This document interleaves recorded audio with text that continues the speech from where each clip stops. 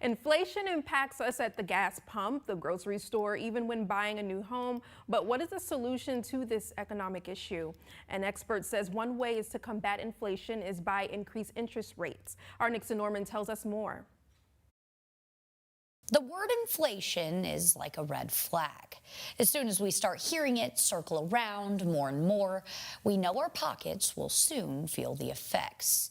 And you may think, well, if things cost more, wouldn't the solution be to get paid more?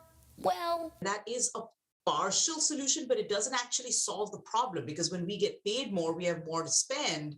And that actually increases demand, which pushes prices up even further and creates, economists call this a wage price spiral. instead, the Fed or the Federal Reserve gets involved. So, what the Federal Reserve has announced that they're going to do is start kind of tapping the brakes on spending, and they're going to do that by slowly, gradually starting to raise interest rates. Now, hearing the words rise and rate in the same sentence can sound like nails on a chalkboard, but there's a reason this takes place. It makes it more expensive to borrow, so people spend a little bit less. They taper back their spending, but it also makes saving more attractive.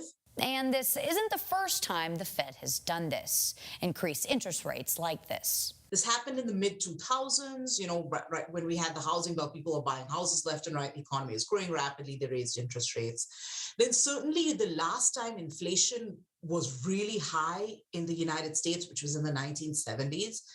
This is how the Federal Reserve brought it under control back then. So people that were around in the 1980s remember needing to pay 17% interest rates on a mortgage. Basically, increasing interest rates is a way of making sure that the economy doesn't overheat. So although higher interest rates sound like a drag right now, they'll hopefully help our economy in the future.